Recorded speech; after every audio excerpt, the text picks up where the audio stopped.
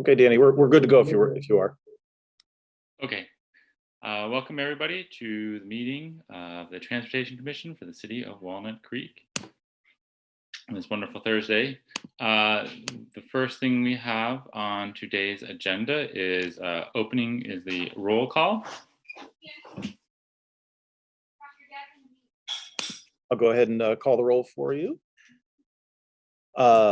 Let's see. I'm sorry, I've got somebody talking to me here at the same time. Commissioner Saucedo? Here. Commissioner or Vice Chair Cagle? Present. Chair Milks? Present. And Commissioners German and Ash are absent tonight, but we do have a quorum with 3.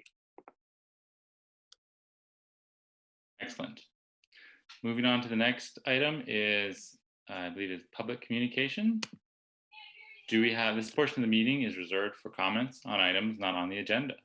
Under the Brown Act, the Commission cannot act on items raised during public communications, but may respond briefly to statements made or questions posed, request clarification, or refer to the item to staff. So I'm asking of staff, do we have any public communications? Yes, as a matter of fact, we do. We have 3 speakers. They've reached out to me in advance. They're from the city's Youth Leadership Commission, and they're going to be speaking in order. So they've actually given me the order they'd like to speak in. So I will call the first, and that will be Prapti Pradhan. And I believe, let's see here, should be able to let them in. Is their camera? Hang on, let me try this.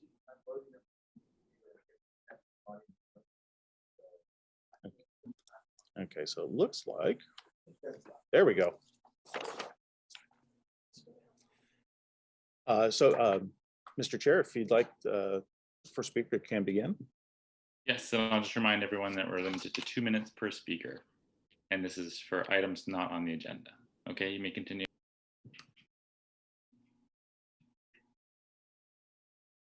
Ms. Pradhan?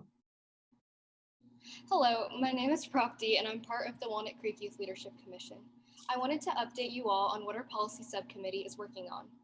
In the coming months, the Youth Commission's policy subcommittee plans on presenting a resolution to City Council, which would grant a 2-year trial period for the addition of 1 appointed non-voting youth member on all city commissions.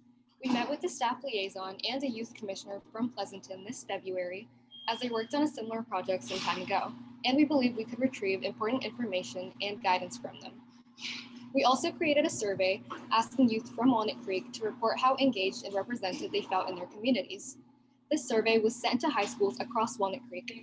We've also presented our idea to many of Walnut Creek's commissions, and we've received lots of positive feedback. Abigail will now speak about the importance and significance of this project. Thank you. Okay, I'm going to go ahead and bring in the next speaker here, which is Abigail Stouffer.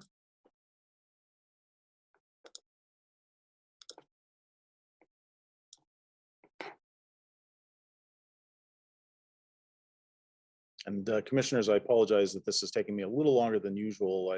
I'm doing both the secretarial duties and Zoom operator tonight. So I think we're ready for our second speaker tonight. Abigail, you have 2 minutes. Thank you. The main reason why the Youth Commission's policy subgroup is pursuing this project is to create meaningful opportunities for passionate youth to get involved in their community. Now more than ever, as you will see in our survey results, teens want to get involved, but often they just don't know how. They see the good in our community and they also see the bad, and they want to be a part of the solution. Just by applying, these youths will demonstrate a strong desire to learn about the inner workings of city government and explore focus areas that they're interested in, but don't have any opportunities to learn about in school. Additionally, through our interview process, which the commissions would be involved in, we could weed out anyone that we deemed not passionate or dedicated enough. This opportunity would also provide avenues for college and career exploration, and these teens would provide a diverse perspective as high schoolers. Teens these days are taking on more and more responsibilities and commitments and have demonstrated immense capabilities to contribute to their community through volunteer work, jobs, and running projects that benefit their community. We believe that being able to learn and grow from each other would be an incredibly rewarding experience for everyone involved. Thank you, and I'll pass it off to Sina to close us out.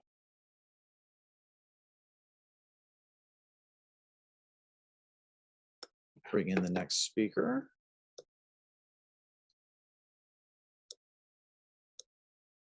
This is Sina Farhadi. Ooh, there we go.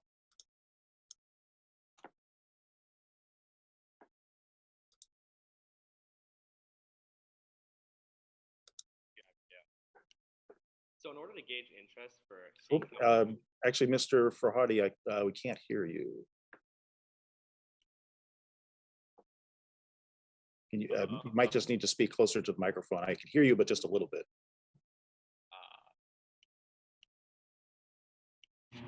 Is that better? Yes. Yes. Okay, cool.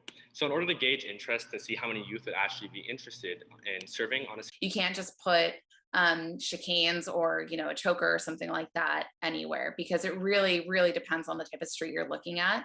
And that's one of those factors that we would definitely consider. So, you know, and those with multifamily, you are talking about somewhat higher volumes of traffic. So we need to take that into consideration when we decide on what type of solutions we can implement there.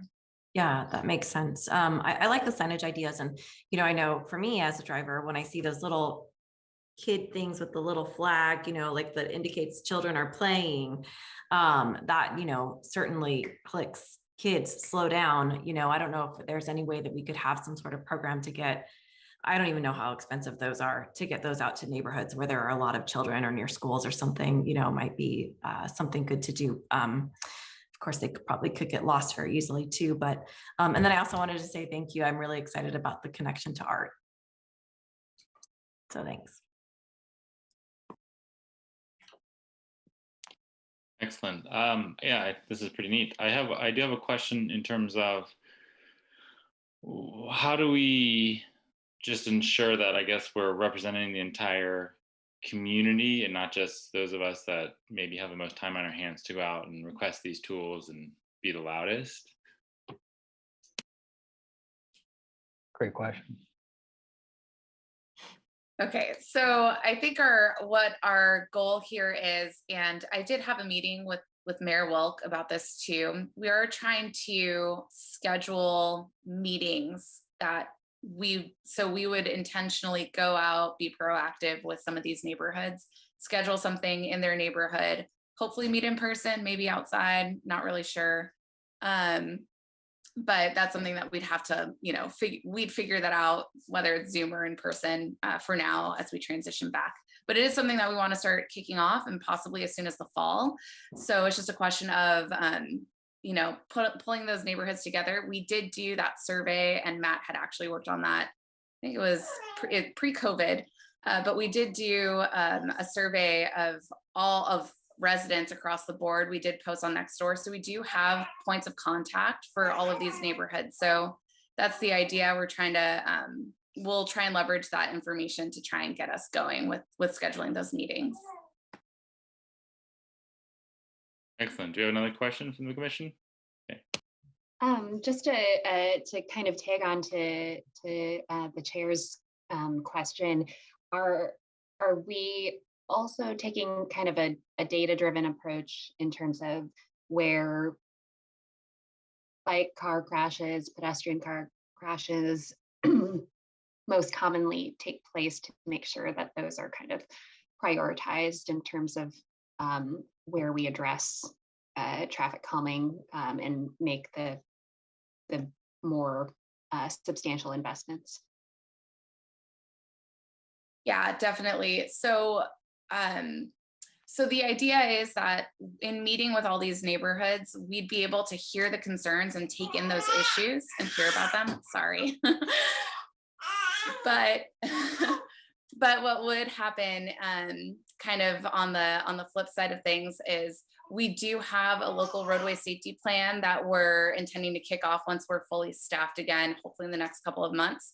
And that's how we can use data to really drive systematic improvements. And that's how we're going to figure out the prioritization for addressing all those concerns. I'll just add, So collision history, it only shows the past, and we want to be, forward looking in that. So that is a data point, but we also have to realize that, it's only the past, and it may be showing, comparative to others. But we want to make sure that if something's not shown in the crash data, there still could be a potential issue. And so that's something we do pull when people mention, when there's requests for certain areas, we do pull the collision history and take a look and compare it relative to the traffic volumes and to other areas of similar type. So. Okay, do you have any other questions from the commission? Seeing none, we'll open this up to public communications. Do we have any public hoping to speak? We would ask anybody wishing to speak to raise their hands, just select the raise hand feature in Zoom if they wish to speak. We do have an attendee, but it does not look like they're raising their hands, and we do not have any written comments either. Excellent. Coming back to the commission, do we have any other closing comments we'd like to share with the staff? I'm just very excited about the idea of using art to not only slow down traffic, but also to beautify the neighborhoods, add some neighborhood character. And I've seen that pretty successfully done in other places. And it also just brings neighbors together when they're actually involved in the painting and creation of these types of interventions. So I really like that, and I think it's a little easier to deal with the ground plane versus closing in the roadway, which takes a lot of additional effort and time and money. So I feel like that's a great solution to look at as something to test and see how that works out.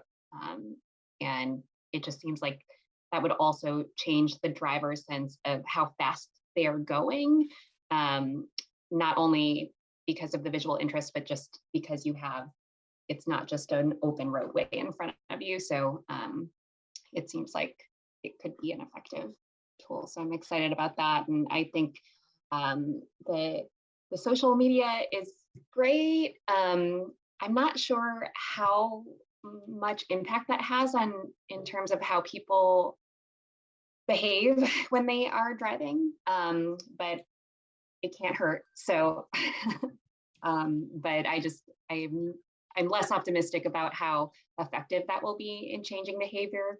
But I appreciate all that the staff has done to put together a toolbox and give people options, because I know that a lot of people feel very strongly about how fast people drive down their streets. So I think this is a really great start. Thank you. Any other commission comments? I will add that I kind of to second that is that I think this is a great sounding program. I think it's great to have a program. I don't feel like we've really had anything like this in Walnut Creek. And like most people, I tend to focus on the infrastructure, but there's a lot more that we can do besides just building things. And I think engaging the community can be really positive and impactful. And as mentioned, the pride we take in our neighborhoods. And maybe, I know when I go biking and there's a tunnel that goes under 680 and goes under BART and on the canal trail, and it's pretty dark and nobody really likes going through it. But I know like in Davis, they had success with painting the tunnels bright colors and making it just like this fun sort of thing, and like, fun bright lines. Intersections got painted with murals there and in Portland, and so other cities where they brought this art component, they brought the community together, and it was a low cost but very effective way to both increase pride and awareness and also increase safety. So I think this could be a real winner. I'm very excited to see it happen. Okay, and I think that ends that agenda item because we don't need to. This is more informational, correct? Correct. Thank you. So from that, we can move on to our next agenda item, which is commission and staff announcements. Should we start with commissioner announcements or staff? Do you have a preference, Secretary? Oh, completely at your discretion. Why don't we start with commissioner just to see if there's anything that we'd like to share, and then we can move on to the staff, which might be a little more lengthy, I'm thinking. Do we have any announcements from the commission? No. Okay. I think there's just something I'd like to bring up, which was perhaps we could get an update on the micromobility slash shared bike scooter share that had started. And obviously with COVID, things have changed, but if that's going to be something that we'll learn about in the future, that'd be great to hear about an update on. But I don't have any updates myself. So we'll move it over to staff updates. And actually, I'll be providing a little bit of information on that item, but first I'd like to turn it over to Sminar Boardman. She has to go first, I believe, because she has a local audience there from the sounds of things. And let me tell you, the baby looks as cute as she sounds. Thanks, Andy. Okay, so a few items coming back in. So I just wanted to give an update on some of the capital projects that we've been working on. The Walker and San Miguel sidewalk and intersection improvements. I'm not sure if we've ever talked about it with you all, but this was on the CIP previously and then in the capital budget. We got funding from CCTA through a TLC grant to kind of widen the sidewalk along Walker, and then at the San Miguel intersection, we're actually going to make some improvements there to just kind of narrow the street down a little bit and make that crosswalk crossing Walker a little more pedestrian friendly. And then California and Lacassie, we are doing a signal modification. We will be installing left turn arrows, so protected left turn phasing at that intersection if you're coming from California and turning on to Lacassie in both directions. We are wrapping up and getting ready to go out to bid with our unsignalized pedestrian crosswalk improvements project, which is it's an ongoing project in the CIP that you've seen pretty recently. So every 2 years we kind of replenish this. This latest update included the Oak Grove Road along Oak Grove Road north of Walnut, the roundabout there, pretty much between the trail and the roundabout, just to clean up that section. The Ignacio Canal crossing at Valley Vista, the Ignacio Canal crossing at Wiggett. We're refreshing a crosswalk and making it a little more high visibility next to Walnut Heights Elementary along Walnut Boulevard. And then we are also doing some treatments at San Carlos and San Jose, which has been something, a topic of discussion for the past, I guess it was pre-COVID. And then, we got off track a little bit here, but now we're back on. We have a concept that we circulated via the neighborhood HOA at Rancho San Miguel and along with Nextdoor. We posted on Nextdoor. We've been getting some good comments. It only got posted to the Rancho San Miguel neighborhood, but we've been getting, I think there's about 15 comments was last I heard earlier today. Really exciting stuff. So we're happy that we've got some good engagement, and we seem to have some positive feedback from residents. So that's one of the locations where we're looking at possibly implementing some exciting paint, because we're doing quite the narrowing treatment there. And so rather than doing kind of like a beige or a khaki paint, which we could always do, maybe we can do something a little more exciting for the residents to get engaged in. So we're going to be working with arts on that. We'll see where it goes. Hopefully it takes off. I think it would be really fun to do some kind of implementation from there. And we're kind of taking some cues from Oakland DOT, just to get some ideas on how we can implement that. But that's the plan. And then otherwise, we also have a working group getting ready here to work on the next set of capital projects for the unsignalized pedestrian crosswalks and bike facilities. So prioritizing those. And then on the ITS side, we've gotten a few new cameras that we're actually hoping we can install at a few select intersections where we don't have CCTV right now. And the idea is that we would use those cameras to possibly get some software that we can overlay to get near miss collision information, which would be really helpful. So we're trying to kind of trek into this, traffic safety technology. We'll see how that goes, but staff is exploring that for right now.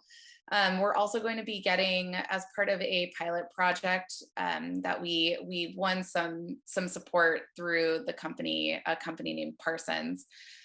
We are going to be getting some new traffic controllers, and what they do is they actually collect high resolution data, which just means it's really like lots of information. Every 0.01 seconds, you get new, fresh information about how the signal is operating. And what we are going to be doing with that is we'll be able to check the performance measures, or we can check metrics on what the health of the signals is. So are the detectors all working? Did somebody push a push button and it didn't go? Things like that, where we can actually track that in a real-time way, will be super beneficial. So those will be put in along Broadway and Newell, Broadway south of Civic, and then up down to Newell and along Newell. We're going to see how that goes. This is a test of their software, and so that'll be kind of an interesting. We'll see how that goes, but we'll bring back reports on what we've learned and what we're measuring and all that good stuff. And then we have grant funding that we had actually gotten pre-COVID, but it's to update signal timing along the Oak Civic Corridor and Oak Grove. So that's going to kick off in the fall, because traffic volumes are probably back sort of to where they should be around now. We think that it should be about right looking at September, especially with schools going back in session. If anything changes, of course, we might, get off track again, but based on current projections, it's still on. And then we actually updated and implemented some updated signal timing on Treat. That same consultant who's helping us with the signal timing along Oak and Oak Grove did that work. So there should be some operational improvements along Treat as a result, and that's kind of for some all-day timing. And then so 3 more things. I promise I'm almost done.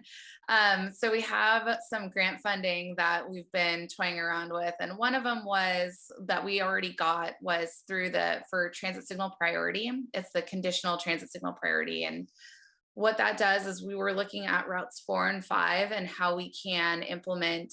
Basically what you do is you tell the signal, hey, there's a bus, it wants to go, it's running late, give them the green. So the project kind of went many different directions, because originally we were going to do some infrastructure improvements for it, but then now we're just doing software, and which is actually easier to implement. So it's kind of for the best, and it should be an interesting kind of pilot. But that was through something called the IDEA grant. And so those are really the innovative type of technology grants that MTC pushes out. So another grant that's come out is the Shared Autonomous Vehicle grant. And what that's looking at is testing shared autonomous vehicles. So thinking of paratransit, like short trips for seniors, for example, folks like that, and then testing to see if we can get them on an autonomous kind of mini shuttle. And so CCTA is applying for that grant funding, and Walnut Creek has provided a letter of support for our Rossmore community to go ahead and do that testing. So we might be seeing some autonomous shuttle testing at the Tice Valley and Rossmore Parkway intersection, and a little bit of Rossmore Parkway that's within the city. The rest of Rossmore is actually all private streets, so they're kind of on their own for the rest of that, but should be really interesting and really exciting and innovative. And then the last thing that is another really exciting funding opportunity is that 680 is getting a new northbound express lane, which you've probably all heard about, hopefully. So that's coming in over the next few years. They're just kicking off the environmental review process. And what's going to end up happening is, because it is adding a lane to a freeway, because of the new laws for CEQA, they have to mitigate that in some kind of way. And the only way to mitigate that VMT increase, the vehicle miles traveled increase, is to do projects or is to implement projects that reduce VMT. So projects that reduce VMT are pretty much pedestrian and bicycle facilities. So Andy and I actually both talked to staff at CCTA, and we're looking at opportunities for getting some very serious funding for bike and ped facilities that would be coming up as a result of that mitigation need. So really exciting stuff, money coming in, which could be great and really does focus on those pedestrian and bicycle facilities, high quality ped and bike facilities. And that's all I have. Thanks. Great, thank you. I'll go ahead and jump in here then. Let me actually first just speak to the micromobility question that Chair Milks brought up. I guess actually maybe it was only when Chair Milks was, I think everybody else is new other than Commissioner German, but we did have a working group of actually Chair Milks and Commissioner German that worked with staff, a project headed up by Ozzy Arce, our Associate Transportation Planner, started as the bike share pilot program. You may remember the Lime bikes, the bright green bikes. There was a lot of changes actually in the business model in that industry, in that space, and so they're really actually even Lime bikes isn't even Lime bikes anymore. They're just Lime, and I don't think they do bikes anymore. And in general, you're not seeing too much of that. And the micromobility companies have been focusing more on the more urban areas. But that said, we have had some continued interest and